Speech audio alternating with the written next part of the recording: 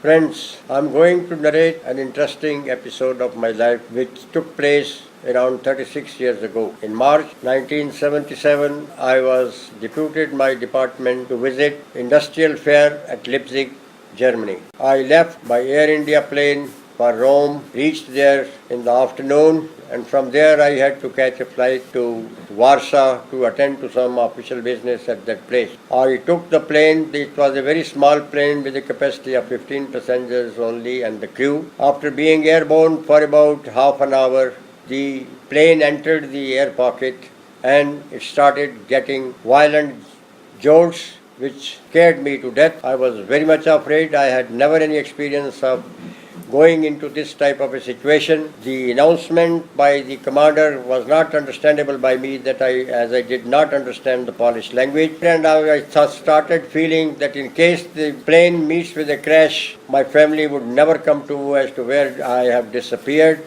It was a far-off place, there were no communications, and the world was not that much forward at that time. I closed my eyes and started praying. After some time, the plane came into the clear and proceeded further. After 1 hour, it reached Warsaw, but the plane was standing right in the middle of the field, which was quite away from the buildings, and there was a strong blizzard, snow blizzard. Violent winds were blowing and it was very, very cold for me from a country like India. So I heaved a sigh of relief on reaching the hotel. On reaching the railway station of Berlin, I found that it was utterly deserted. There were no people, there were not many buildings. A small station office was there, and which train I should catch. Trains were coming and going, and I got puzzled as to which train should I catch. People did not know my language. I found a group was standing there, went to them, scribbled on a piece of paper, "I want to go to Leipzig, please help." One of them knew English.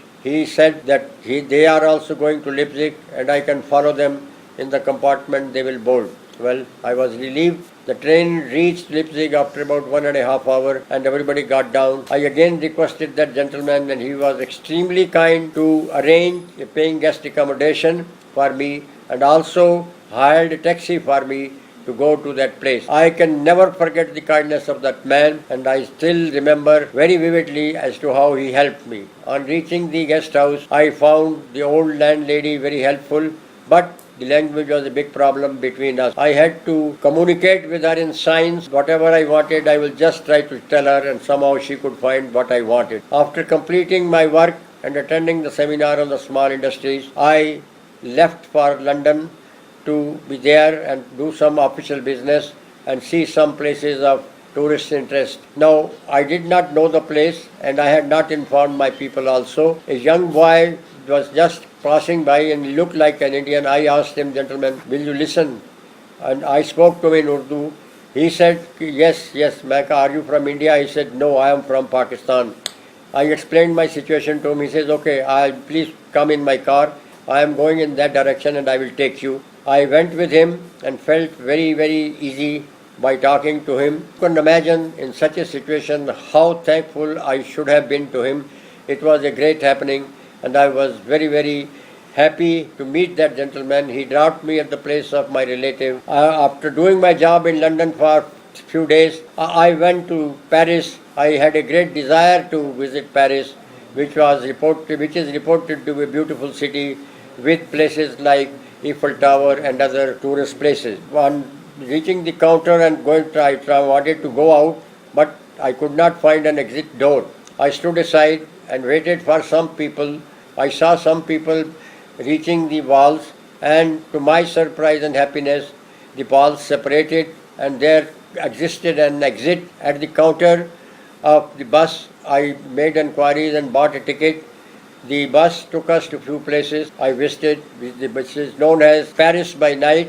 I was happy to see those places, and the bus brought us back in time for a flight to Delhi. Now I was very, very happy that I am finally going back to Delhi, my house. My people did not know about me for a complete period of 3 weeks. There were no telephone connections, there were no mobiles and nothing of sort with which I could communicate with them. So this was my experience of visiting few cities in the Europe on an official visit. Hope you liked it.